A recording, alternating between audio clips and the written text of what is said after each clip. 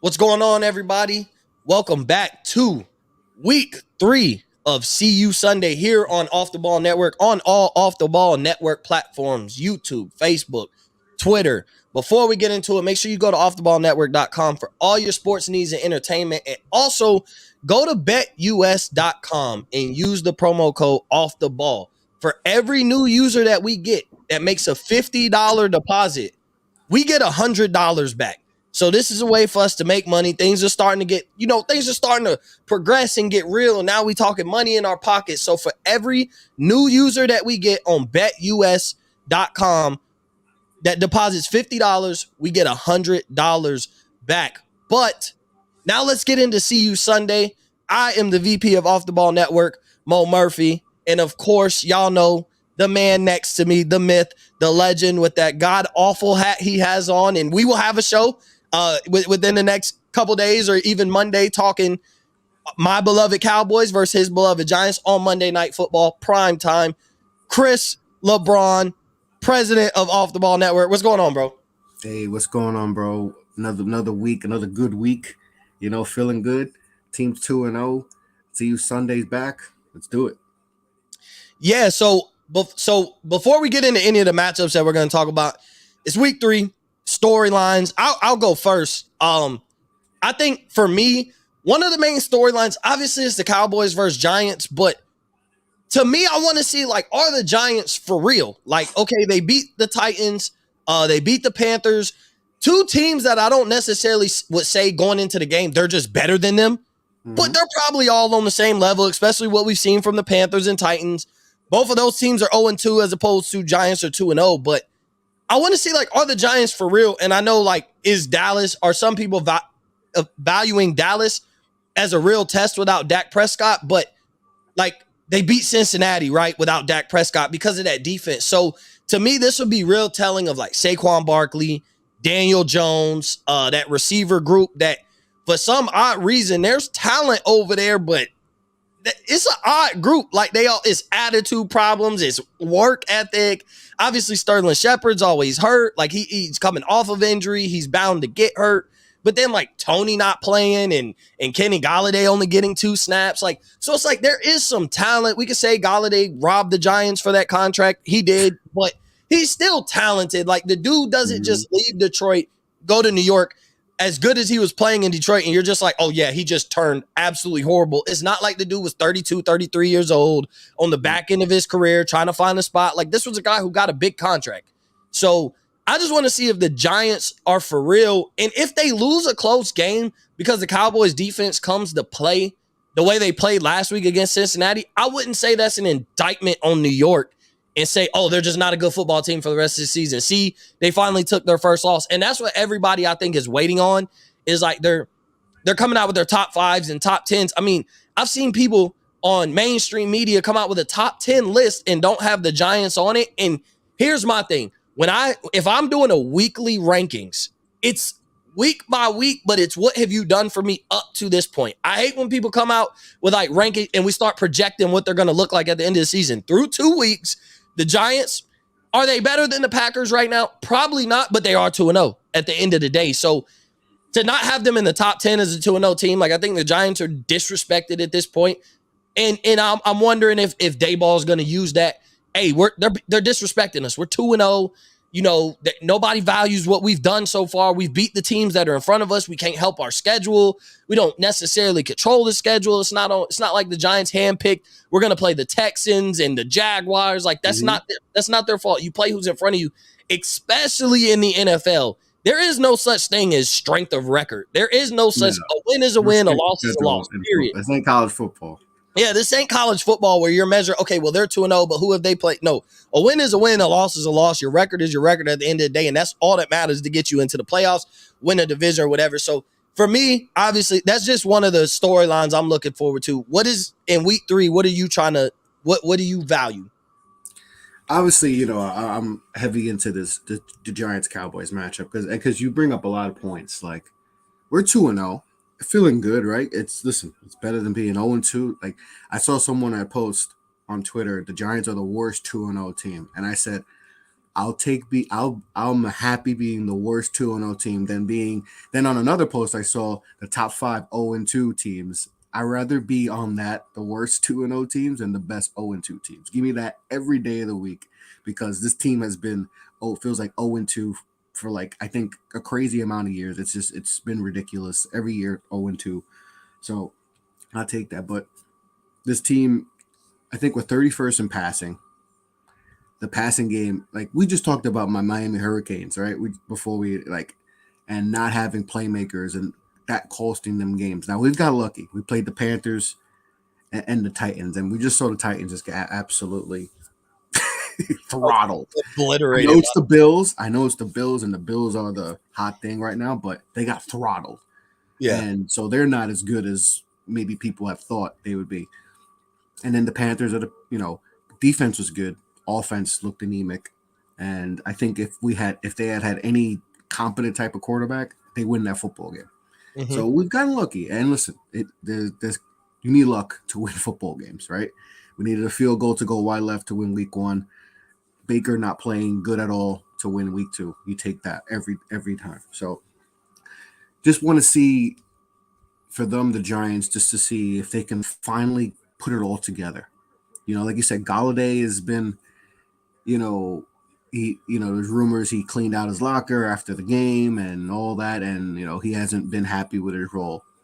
And like you said, he's a good football player. Like, he led the league in touchdowns with Detroit, but also he's not a part of this regime. Like, they didn't sign him. They didn't, he's not a part of their, same thing with Kadarius Toney.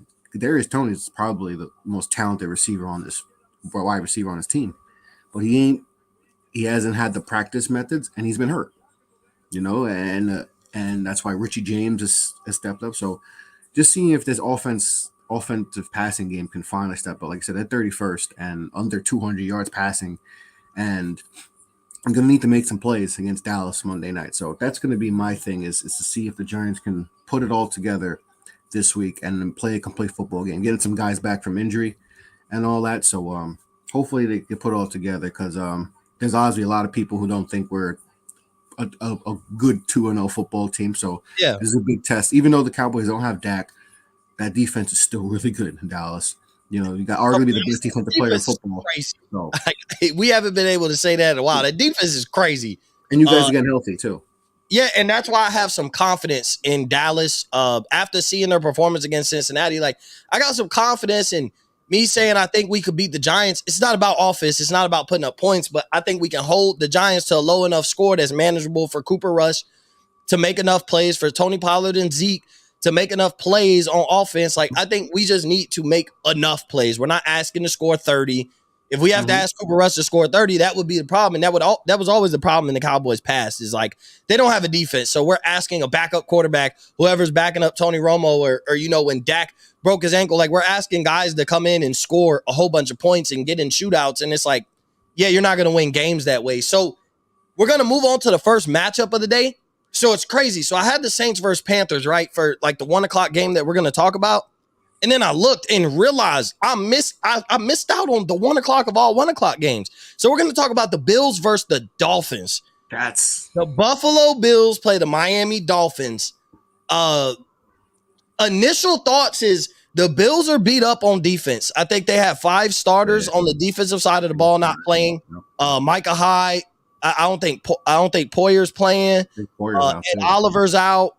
Another defensive lineman is out. So they got some players missing.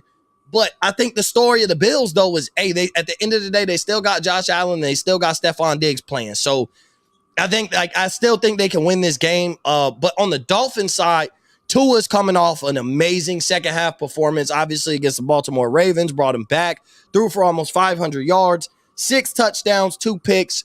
But he played out of his mind. And then you go into this week, it's a home game for Miami, and Tua is going to be able to play against a beat-up defense. So do you think Tua will be able to take advantage of Buffalo's defense with them being beat up this week? Or not even do you think he can?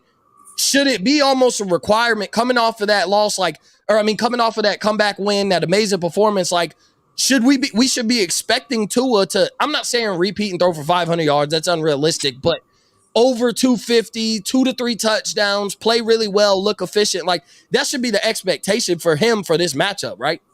Yeah, I mean, like you said, they got a lot of injuries. I think I got the injury report right here. So you got Micah Hyde's out. Jordan Poyer is questionable. Okay, He's a game time decision, which means he's probably not. Right, they're already missing Tre'Davious White. Dane Jackson out. He had that nasty injury last week. Hopefully he's good. So Tua is going to have time to make plays. And we saw what he did last week. Now, whatever the Ravens did last week, that should be like how not to play defense 101.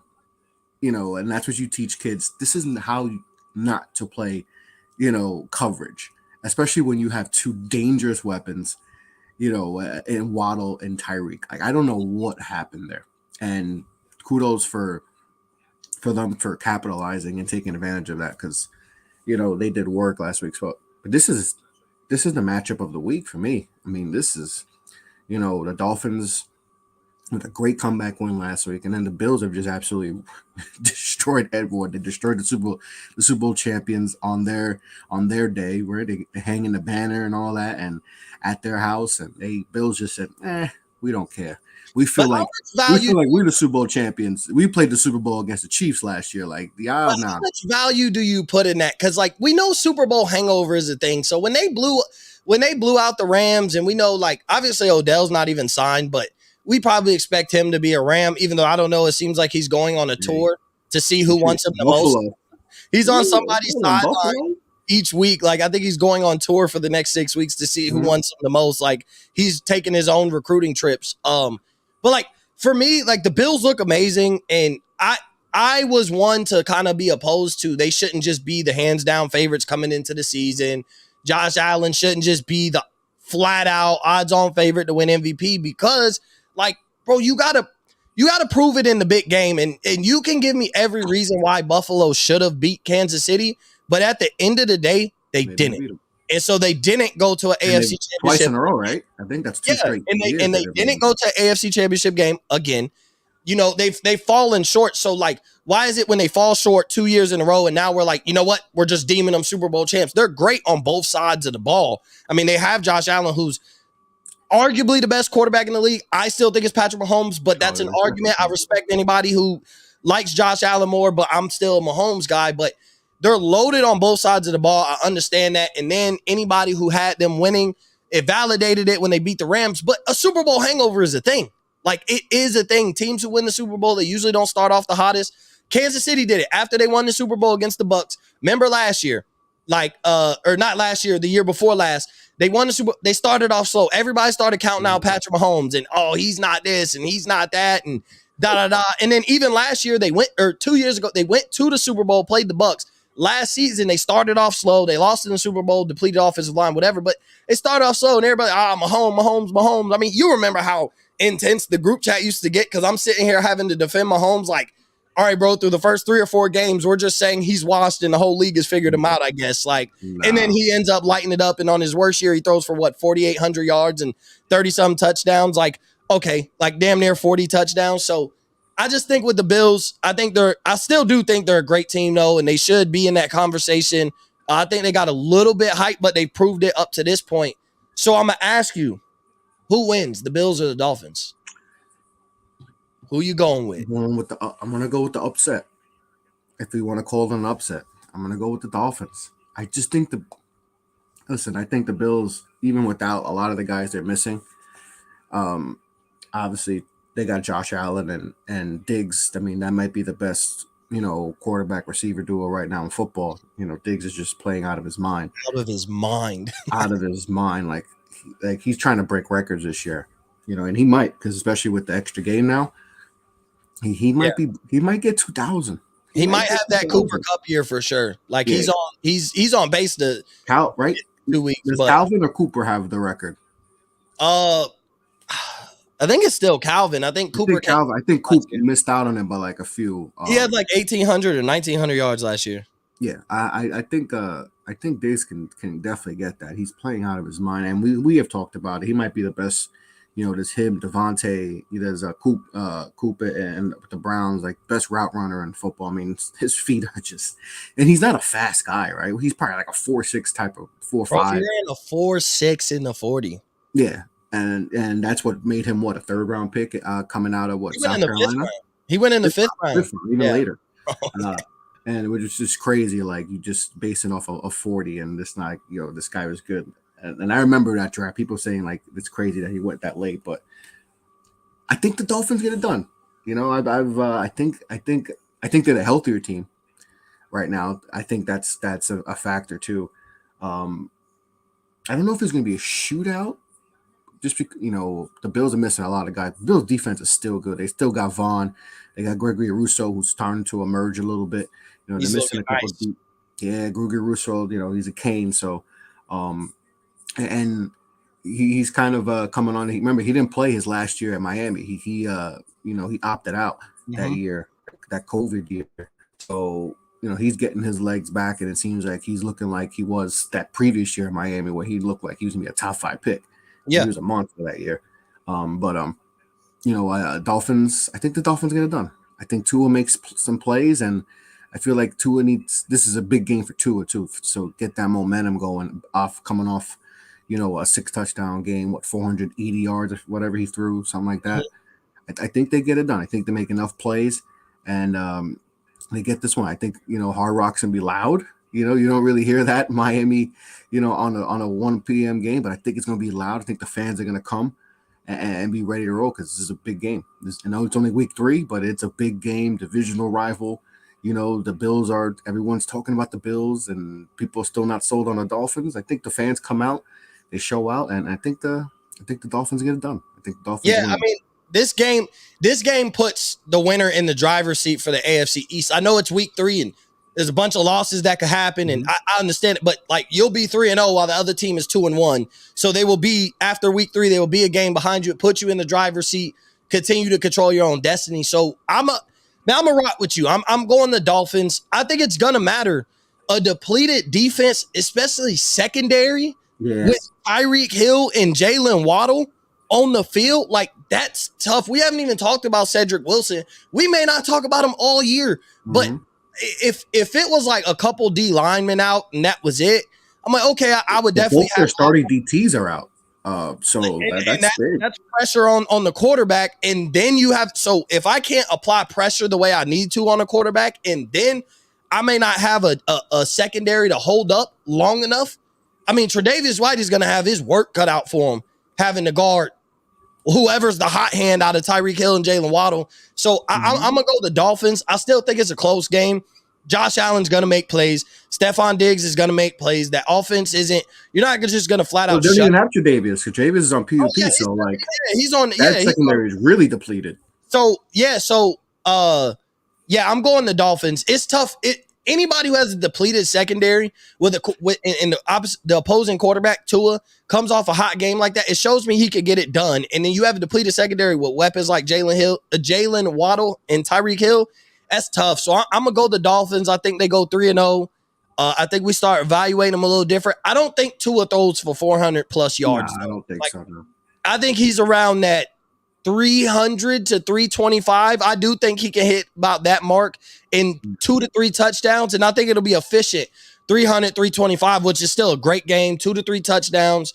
But I think they're going to be able to take advantage of injuries, and then all the Bills Mafia is going to be like, well, they wouldn't beat us. They won't beat us when they come up here and we're fully healthy, and they'll be able to prove that. But I think the Dolphins put themselves in the driver's seat. So that's the premier matchup for the 1 o'clock. Me personally, for the 4 o'clock game, I'm looking forward to this Rams versus Cardinals.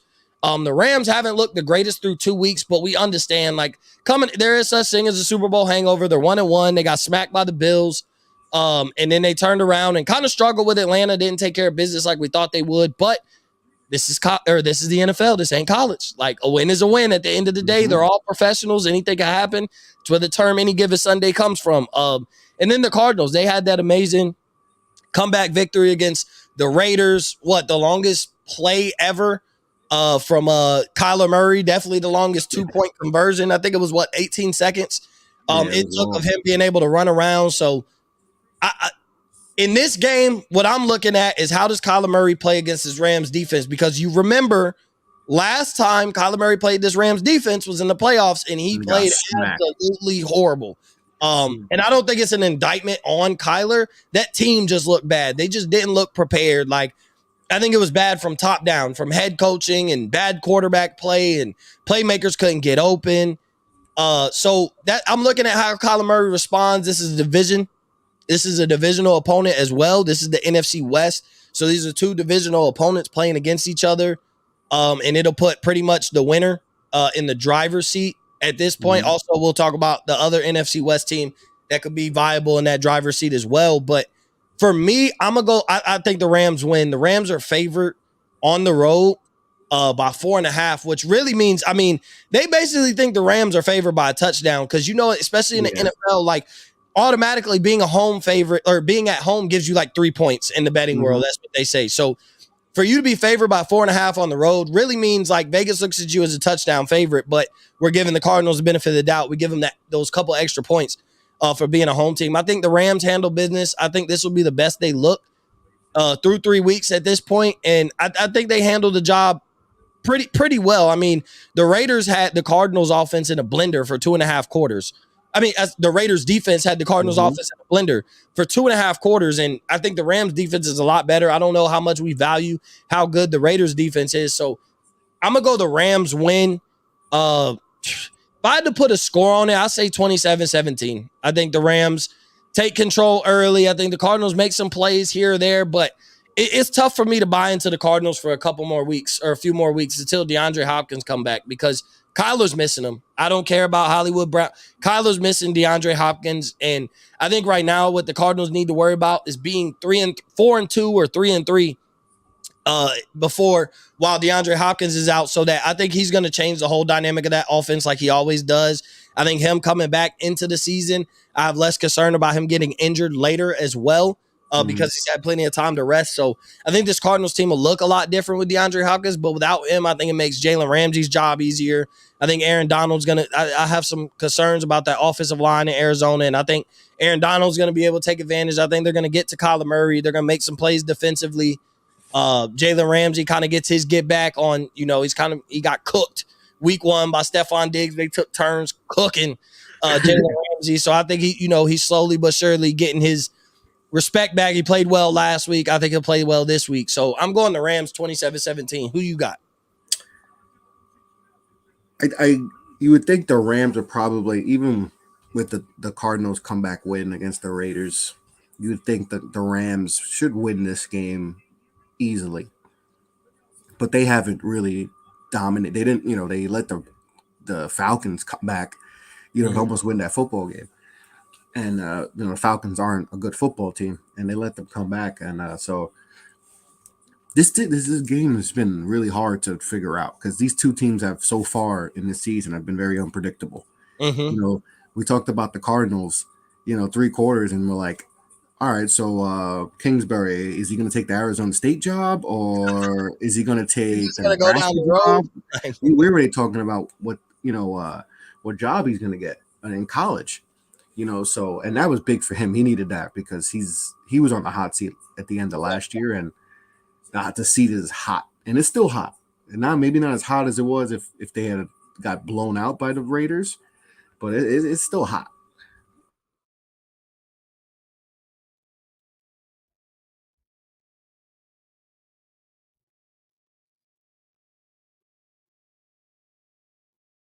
Uh-oh.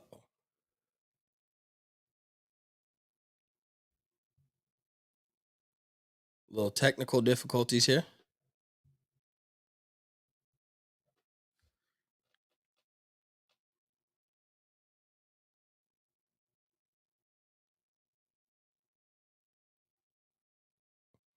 So going off of what Chris said, the seat is still hot for Cliff Kingsbury, and I also think Cliff Kingsbury does have a lot to prove here in this Rams versus Cardinals matchup. But like I said, I'm still going the Rams. If we do get Chris back here in a second, we will bring him back in here to talk about the 49ers versus Broncos. But I'm going to kind of go on how I feel about the 49ers versus Broncos. I think this is a great game. I think the 49ers have their mojo back. Um, yeah, I think the 49ers have their mojo back. I think the players have the quarterback that they wanted to go into this season with. The 49ers are like a win now team. Like they're ready to win. And I think Jimmy Garoppolo gives them the better opportunity to win right now. The 49ers are a good team offensively, defensively. They're not lacking weapons. They have Debo, they have Ayuk. They got some good running backs. Jeff Wilson, for some reason, it doesn't matter who their running back is. It's not about names. They have a running back by committee. Kyle Shanahan knows how to put his weapons in the most successful position for them as individuals and how to be able to help the team. So I'm looking at the 49ers and then I go to the Broncos side, and the Broncos are not looking good at all. I mean, their offense looks bad. And that's my concern with the Denver Broncos is the simple fact that you brought in an offensive coordinator who was, Aaron Rodgers kind of spoke up for him. We thought Aaron Rodgers would be in Denver. It is Russell Wilson. But to me, I'm starting to wonder, what has Nathaniel Hackett, what was he really doing in Denver? And so, Chris, you're back. The technical power outage. I don't know what happened. Yeah, the weather got cold and places going crazy. Hey, hoodie season. I know you're going to the Broncos 49ers, and I have a lot to talk about that matchup. But the Cardinals Raiders matchup, I don't know how to predict the Cardinals Rams. That game is so hard to predict, but I think the Cardinals get it done. I think they build off the momentum. The passing game needs to be more in sync. Hollywood Brown's getting a lot of double coverage because they have no one else. Rondell Moore was supposed to be kind of step up, but he's hurt and he's out. And Ertz is not the Eagles Ertz of old, but they need to get him more incorporated. The run game's kind of been Connor's banged up, so Kyler Murray's got to play superhero. And I just don't trust the Rams right now. I don't trust them. I think Stafford dealing with some stuff. The run game has kind of been. We don't know if it's Akers, Henderson. They're running the ball. They're just not getting enough production there, I don't believe. And and the defense has kind of been, hasn't been great. Rams, like I said, Ramsey's been getting cooked a little bit. A little played better last week, but hasn't been the Ramsey. But I think I'm gonna go with another upset. I'm gonna go with another upset. Gonna go Cardinals. And I've been hard on the Cardinals. Feel like they've been. They haven't lived up to what they should be, but I'm going to go with the Cardinals with the upset. Well, the first time we disagree. So I started going into the 49ers Broncos, but we'll run it back. So I'm looking at the 49ers in this matchup, and they got the quarterback they wanted. I'm not sure it's necessarily who Kyle Shanahan wanted to roll with, but you could tell the players. And that's who matters. That's who goes on the field. That's who performs. And so I think the 49ers, they're looking good. I think Jimmy Garoppolo, he brought some life back into that team when he threw that touchdown pass last week. That was a different type of celebration. You don't celebrate a quarterback like that. Like Mahomes doesn't get that kind of celebration for throwing a touchdown pass. If there wasn't questions about who would we rather rock with, Mahomes or this guy. And that's just what he does. So you've seen the team rally around him almost as if he was coming back off of a major injury. I know he had surgery in the offseason, but he played all the way to the NFC Championship. And so you could tell the players feel like, all right, now we're here. Our mojo's back. We really got an opportunity to win. I think Debo's going to be a lot happier. I think Ayuk's going to be a lot happier. And it's not to poop on Trey Lance. It's just I don't think he was ready yet. And fine. Which is absolutely fine. It is perfectly fine. That's why you drafted him when you drafted him. That's why you kept Jimmy Garoppolo.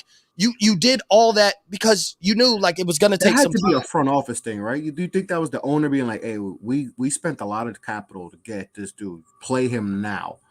And I think it was more up top than Shanahan decision. I know Shanahan had a lot to do with it because I think he looked at Trey Lance. I think he looked at Jimmy G and he felt like Jimmy G, we seen what our offense is with Jimmy G. He capped out. We could get to the NFC Championship. I don't think we could win the Super Bowl. And then, Shanahan, the way he schemes his offense, he could use Trey Lance in so many different ways, throwing the ball, running the ball, reverse, all the dynamics, the RPOs. Jimmy G is not a threat running an RPO. Let's just be honest. We know he's handing it off or it's a play action. It's not a run pass option. So I think that's what Shanahan looked at, and he's like, I think this offense can be more dynamic. They sat Trey Lance basically for a year last year and felt like, okay, maybe he's ready, but I don't think the players felt that way. And I hate for a because guy they're in win now mode. They're in win now mode. exactly. And I agree. I agree with you. Loaded on defense, they're loaded on offense. I hate that an injury had to happen, especially to a young guy. Period. He was gonna have a good game too. It felt like I felt like he was gonna have. He was playing well. Like he was playing well to that point. Well. And so I hate that injury makes a team better, but I think right now, I think we look at the 49ers different. Like I think we look at them as a team that the same team as last year that went to the NFC Championship, was an interception away from going to the Super Bowl. Who knows? Maybe they could have won it. Don't know if they beat the Bengals. The Bengals was hot, but at the same time, 49ers just know how to win games at the end of the day, and that's what Jimmy G knows how to do. He knows how to win games. At the end of you can say he's not a top 10 quarterback. I understand that. But you know what he is? You know what he has that a lot of those top 10 quarterbacks don't? A Super Bowl appearance, an NFC Championship appearance. He's won an NFC Championship, went to a Super Bowl, was a couple plays away from winning a Super Bowl. He was up 10 on Patrick Mahomes, and then he made an AFC Championship and a bad interception that he threw. But had he not thrown that pick, he did. I understand that. But had he not thrown that pick, like the 49ers are probably back in the Super Bowl, and we're sitting here like you done drafted a quarterback at Trey Lance because you think like you have a team that can reach the NFC Championship or reach the Super Bowl. So you think Trey Lance is the difference on winning an NFC Championship game and winning a Super Bowl. And that's a tough ask when you have a great team. That's a tough ask for a young quarterback. On the Broncos side of things, and I know you got a lot to say, but Nathaniel Hackett was an offensive coordinator at Green Bay, right? Why in the hell does the Broncos offense look like they don't know what they're doing?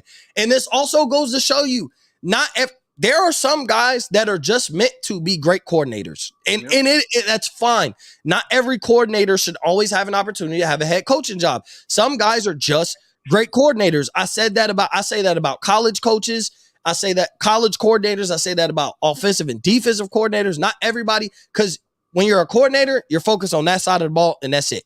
You're worried about the offense. You're worried about the play calling. You're worried about defense, and you're worried about the play calling. You don't have to worry about the well-being of the team per se. Like the whole roster is not your responsibility. You're worried about one side of the ball and pretty much multiple aspects of being the offensive coordinator. But your job is to score points. Your job is to draw up plays, to score points, and put our offense in the best. And he's terrible at time management. He's terrible at holding his timeouts. Like they're out of timeouts early. Their clock management is horrible. Russell Wilson, it's almost like he's on a different page than Nathaniel Hackett, and he's kind of he's playing player/play caller at this point. And I know that's what quarterbacks do, but like he's like, it seems really weird over there in Denver right now. And obviously they lost to Seattle. They didn't look good against Houston. So like I'm concerned. Like, and Russell Wilson hasn't looked good either. So it's like I'm a little concerned about what's going on in the Broncos. So when you look at this matchup, when you look at the Broncos, what are you thinking? Because I know you have some things to say about the Broncos right now. Yeah, I don't know what the hell is going on. Nathaniel Hackett just he looks like he's not ready to be a head coach. Like, and we saw that last week, Monday night. Week 1. Against Seattle. Like, it just that whole drive was like, why aren't you calling a timeout? You're gonna kick us 50 what a 64-yard field goal? Like, why are you not going on a 4th and 5? With a $240 million quarterback back there. You just like let him make a play. If I could live with going in on 4th down and 5, and Russell Wilson doesn't make a play, I could live with that. But be like, yeah, let's go kick a 64-yard field goal, right? It was 64 yards. Like, yeah, come on now. Like the second longest field goal in history. Yeah, and then like that whole like not calling any timeouts in that last drive. It's just like, what's going on? You let it run down to 20 seconds to make a decision, and then you called a timeout. Timeout with 20 seconds. You should have called a timeout right away. You should have went to it should have been boom, timeout. It's 4th and 5. We got 50-something seconds left. Because even if y'all got that first down, you're eating at time with only 20 seconds left on the clock, running a play. Let's say 5 seconds go out of that. Like now you're at 15 seconds, get to the line, spike it, and kick a field goal. So it's like, I don't know what Nathaniel Hackett was doing. It's a little shaky. Like it's one of those situations where like I think people, and I don't care about fans' opinions, but fans' opinions matter, right? Like they're talking bad about him in the paper and on the front, like on the morning news and things like that. And so like when locally people are getting itchy and people are thinking he should be on the hot seat and they're like, he's not the answer just through 2 games. Like, you basically played 2 of the worst teams in football in Seattle and Houston, and you lost the game and made it by the skin of your teeth out of the other game. So that is a cause for concern because this is a team who and you know, everybody at the network knows, anybody who listens to my show knows, I was never sold on Denver. I never thought, like, I know Russell Wilson is great. I don't think they were just flat out a quarterback. I know they had a good defense, and I think we overvalued their weapons. I don't think, I said, and I've told everybody, I said, he's going to miss DK Metcalf and Tyler Lockett when he's going to throw the ball to Cortland Sutton and Jerry Jeudy. I'm sorry. Cortland Sutton and Jerry Jeudy, they're good. Respect them. I think Jerry Jeudy has plenty of time to become very, very effective in this league, but they ain't DK Metcalf and Tyler Lockett right now. Like, could they be in a year or two? Like, come next year, could they be better? Possibly. But they ain't DK Metcalf and Tyler Lockett right now. And then they don't have Will Dissly at tight end. And, you know, who else was he throwing to? He had Greg Olsen at one point. He had Gerald Everett. Like, he has some good tight ends. And then you see all those guys like Dissly still in Seattle playing well. Gerald Everett over there in LA playing well. Obviously, Greg Olsen is now retired, but, like, he's had some tight ends too. So it's like, I'm like, he's going to miss his weapon room. And then Javonte Williams and Melvin Gordon, they cool, but I'm gonna be honest, I think Chris Carson was better than both of them. Now, granted, he's retired, you know, due to his neck injury, but when Chris Carson was healthy, Chris Carson was a solid running back. People would have loved to have him in fantasy football. Like, he's that guy, like, I'll sacrifice a top 5 running back, but I get Chris Carson, who I know I'm gonna get consistent production from. So I feel like on the offensive side of the ball, he was gonna miss a lot of those weapons. And then, yes, Denver's defense is, they got some players. They're pretty good. But I just wasn't sold on Denver coming into the season as Super Bowl contenders. Now, if you told me, hey, I think Denver will make the playoffs, maybe win a playoff game, all right, cool. But it's like, boom, Russell Wilson goes to Denver. Now, all of a sudden, we got a new team added in this AFC Super Bowl window. And I'm like, yeah, I'm not buying it. Like, and I'm still not buying it. There's nothing that they've shown me through 2 weeks. Through 2 weeks, they've proved me more right than I've ever been on anything. Through 2 weeks, I look really well for not buying into Denver. And anybody who was telling me that Denver's a Super Bowl contender looks really bad right now, but they can turn things around. But when it's a coaching issue, it's not a player issue. We're not saying they're lacking talent. We're not saying they don't have a good quarterback. We're not saying Cortland Sutton and Jerry Jeudy aren't viable options for a quarterback. It's coaching. And when it's a coaching issue, usually that's tough to just fix. A coach doesn't, you're not a bad head coach to just wake up one day and you get it. You understand it. So I think that's the concern for me with the 49. I mean, for the Broncos. So for me, I'm picking the 49ers to beat the Broncos on the road on Sunday Night Football. Who you taking?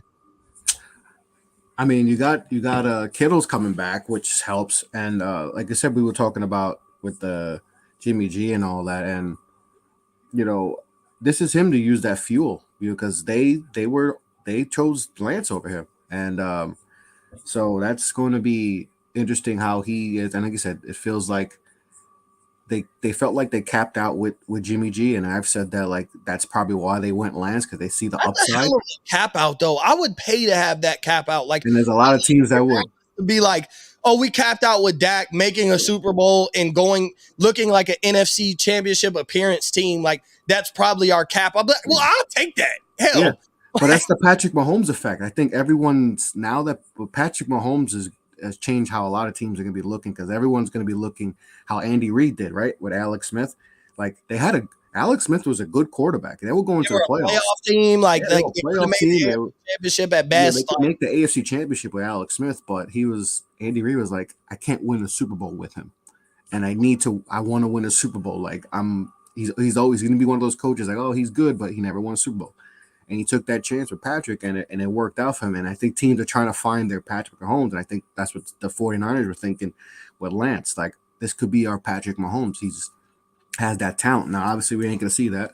And now, luckily, they kept Jimmy G, right, and have that insurance, because if they didn't, we're talking about a different team. And like, they would be screwed. Yeah, they'd be screwed. So, and the Kittle's coming back, so they're getting some of their guys back. I think the offense is going to be a little bit more in sync, because Jimmy G knows the offense. So you don't have to worry about that. With Trey, he was still trying to process things and all that. And I felt like he was gonna come around last week, but obviously he got hurt. He's out for the year. But the Broncos, man, too much talent to be. They're getting yards. If you just look off stats, you're like they're top 5 of this, they're top 5 in that, top 5 in this, top 5 in that. But then they're like 24th and 25th in points, which is the most important thing, right? You got to score. You got to finish. You got to finish. Like Russell Wilson is like, I think he's top 3 in like passing yards, but he only got like 1 touchdown or whatever like that. So I think the Broncos they're gonna figure it out, and I think they get the win here. I think Russ, that's right. He gonna ride and he gonna take this team. I think he has a big game. They got, because you got. I don't know if Judy's gonna play. I know he's questionable. I know he got, I think, a rib, whatever. I think ribs or something, or concussion. One of the I forgot exactly what it was, but they got too many weapons. They got a good run game. Like that's why I think people like them so much because they're balanced, like that balance. And then you add Russ to that. Now he's still getting acclimated to the offense, to new offense, right? So no matter how long you've been in the league, learning a new offense is going to take some time. And Nathaniel Hackett's a new. It took Brady time in Tampa. Like Brady didn't walk into Tampa and start Brady's rolling. been in the league for at that point 19 years. So it takes time. Peyton Manning when he came to Denver had to figure things out. So I think the Broncos figure it out. They score points. I think they score some points. I think it's gonna be a good football game though because we're gonna go Kittle back. We'll see how Kittle looks. Hopefully Kittle's healthy. That'd be Jimmy G's security play. I think the Broncos get it done. Close game. I'm going to give it a field goal. I'm going to go 27-24. So let me ask you, how important is it that the Broncos get the win? Like how important to Denver, to Russell Wilson, and to Nathaniel Hackett is it that they get the win? Obviously you want to get the win because you're in a tough division, right? That division is brutal. I mean, the Chargers are really good. I mean, Chargers are 1-1, but people think they're a top 5 team in football because their quarterback, and even though he's banged up right now, they have faith because they got a great quarterback and a pretty good team. And obviously the Chiefs, it's crazy. Sometimes we forget about the Chiefs, and then they're in the AFC Championship game every year, and we just forget about them, because we're just so used to them, and you just don't think about it because you're like, oh, they're going to be there anyway. So you're looking for the next best thing. That's what it is. Yeah, and that's the thing, and that's why I think, but everyone likes Buffalo, right? And I like Buffalo. Just simply, and I think they will beat the Chiefs in the AFC Championship. I think they will get it done, because I just think what they've done in this offseason to continue to help Josh Allen and his progression. I think they finally get over that hump. But everybody wants that new flavor, and we're trying to see: is it the Broncos? Is it everyone loves the Chargers, right? That's kind of like that underrated team that people think can give you a Super Bowl team, but the Broncos, I think they put it together, they get it done, and they win this one close. But it's gonna be a good game.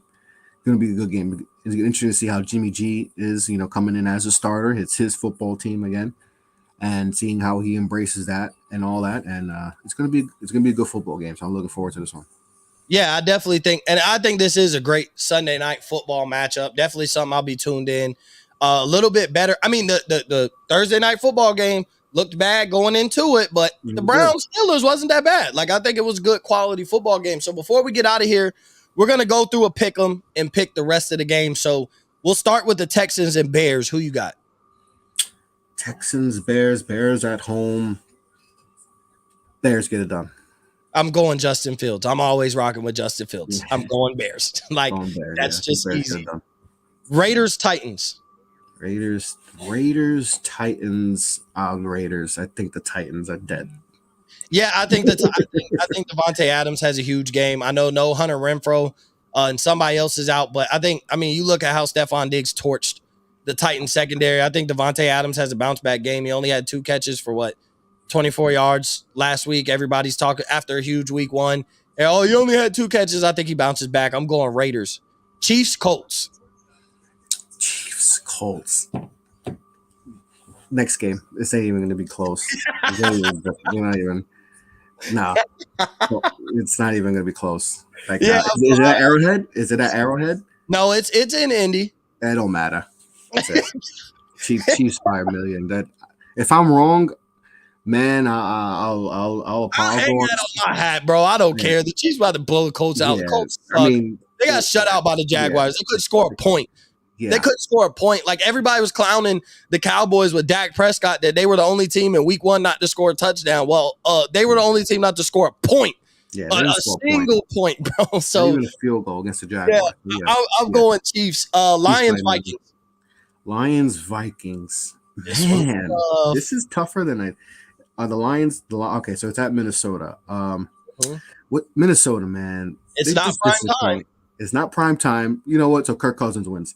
It's not prime time. So Kirk Cousins, he'll throw 3 touchdowns for 300 yards, and everybody would say, "Oh, look at Kirk is good." When it's not, when the game doesn't matter, Kirk plays good. So yeah, I'll go Vikings. I'm going Lions. I'm sipping the Lions Kool-Aid, bro. I just like I'm Hard Knocks and everything about the Lions. I've just fell in love with the Lions, bro. I just want them to be good. Like I want Dan Campbell to succeed. So I'm going Lions, and they start the season 2-1. They got some dogs. Yeah, they do. Hutch is looking good so far. Yeah, they got some dogs. And then Amon-Ra St. Brown he's on Yeah. another level at wide receiver right now, too. So Ravens, Patriots. Ravens, Patriots. This one's at New England. Man, Ravens, they should really feel disappointed after last week. I think they bounce back and get this W, because last week that was bad how they blew that one. They They coughed coughed up up big a time. win. They could be Big going time. 3-0. Yeah, they should get the W here. Yeah, I'm going Ravens as well. I think Lamar Jackson. I don't think the Patriots are a good team, to be honest. I really don't. No, they're And not. it's not. I don't think it's not about. Do I think Mac Jones is good? I mean, he could be good. He won't be great. Their offense is weird. You got Joe Judge and Matt Patricia calling plays. And the Patriots just haven't looked the same since losing Tom Brady. So yeah, I'm going the Ravens. Bengals, Jets. Bengals, Jets. You know what? I think didn't the Jets beat them last year? The Jets I beat them. think so. I think they played them last With year. Mike White. Yeah, what I think. Yeah, they beat the Bengals last year. Yeah, that It's was the at game. MetLife. The Jets are feeling good. They had a comeback win, but Flacco's the quarterback What? this week again too. I'm gonna go with the Jets. Whoa, I'm going with the whoa! Jets. You This going with Bengals the team Jets? is this Bengals team, man. I don't. He's going with the Jets. That's my upset. I have a few upsets this week, but that might be my upset of the week. I think Well, I'm going Bengals, MetLife bro. gonna be rocking. I MetLife get gonna it, be but I'm going rocking. Bengals. They can't start 0-3, bro. That's why. If Bengals were 1-1, I might say They could. They They can't, but they could. but they can't. Like it's not about they can't. Like they should guarantee beat the Jets. I'm saying for the health of the Bengals, they can't start 0-3. But they haven't shown, like, they should have beat the Cowboys last week, and they didn't show up. And the Jets are feeling good, after that win, and it's gonna be interesting to see how Offense look good. Sauce versus Chase. That's gonna be fun. Be fun. So I think the Jets get it done. You going with the Jets? I'm going with the Bengals. Eagles, Commanders. Man, I hope it's a tie. I just yeah, the Eagles are a better football team. They're scoring in bunches. That the offense is tough to stop. I don't think the Commanders have what it takes right now to stop them. I think the Eagles get it done. Yeah, I'm going with the Eagles. It's more so the defense, because I think the Commanders' offense is actually playing pretty fine. If you look at Carson Wentz's numbers, he's playing solid. McLaurin, Dotson, and Curtis Samuel look good as a wide receiver group. Antonio Gibson ain't been fumbling the ball. Offensively, they look fine, but I just think that Eagles defense is going to make enough stops, and then that offense is going to make enough plays. I think they win. Yeah. Jags, Chargers. I mean, this is interesting because it all's going to come down to Herbert if he plays. Like, I know he's questionable. I know he got banged up, and if he was healthy last week, and if his tight end didn't stop running a route, we're going to be talking about the Chargers being 2-0 right now. Tired. He needed to come out in the first place. He said, he should have came out, because that cost him. That's a pick. He was that's a 14-point swing. Like, he just had 2 huge plays. He was gassed, bro. He's like, "Hey, get me out of here! Like, I don't want to ruin this team. Get me out." Yeah, so and he did, and it wound up costing him. So yeah, Jags charge. Man, I'm gonna go to the Chargers. I know Herbert's banged up, but I think Keenan Allen, is he coming back? I don't think he's playing either. He's not playing. I don't think so. I know he's questionable. It's game time decision. So J.C. Jackson's out. But if Herbert don't play, I don't think he plays. If he don't play, then obviously I think Jags I'm going Jags because I'm basing it off. I don't think Herbert plays. I mean, the line dropped from -7 for the Chargers to It's at three -3. right now. All right. And you know what? I Yeah, think you may have swayed me. I'm Uh, going Jags just uh, because I think it's pointing towards yeah, because Herbert's they're not only playing. getting 3 points, and that's you get 3 points anyway at home. So I'm gonna go with the Jags with the upset. Yeah, I'm going with the Jags. I wouldn't, for me, if the Jags win, I won't say it's an upset. No Keenan Allen, no Justin Herbert. I mean, they're beating Chase Daniel. But yeah, that's why I'm going with the Jags. I think everything Vegas is telling us, I think everything's pointing towards Justin Herbert's not going to play on Yeah, Sunday. So we got two more games because we're not going to give you a prediction for the Monday Night Football game because me and Chris are going to be back here to do a preview for the Cowboys yeah. Giants game. So we got two more Falcons Seahawks. Falcons Seahawks. Ugh, this is ugh. It's a bad game. It's a bad game. I know the And I'll Seahawks end won up week watching. 1, but they still suck. I'll end up watching this game at some point. I'm telling you, I don't But know why, but I mean, where is it? Is it at Seattle? Where it's is in that? Seattle. It's in Seattle. I'll go with the home team. I'm going with the Falcons. I don't think the Falcons are a bad 0-2 team. I know they're 0-2, but I don't think they're horrible. I mean, they could have beat the Saints, and then they came back and had an opportunity to beat the Rams. So I don't think that's a bad team. So I'm going with the Falcons. I think they They get it need to done. feed Kyle Pitts. Kyle Pitts has what, like 3 catches in the first few Yeah. games. Like I know he's their biggest weapon, but He'll get it. He'll get it together. I He'll be think he fine. should have a bounce back game. Drake London, Kyle Pitts. I think I like their weapons. I mean, I think I'd like, man, imagine if Atlanta had Calvin Ridley. That's another conversation. But if Atlanta Yeah, had Calvin Ridley, it'd be Ridley, London, and that'd be a Kyle nice Pitts. offense. Man, look, you put a viable quarterback, you put Desmond Ridder in there, hey, he might make something shake. So final matchup that we're gonna predict: Packers Bucks. Who you got? Packers, Bucks. I mean, this game is also tough because these teams. I mean, the Tampa Bay's like the guys who are not going to be playing this game. That's like a Pro Bowl list. Like it's crazy how many injuries. All 3 receivers are out for Tampa Bay. Their top 3 receivers are out.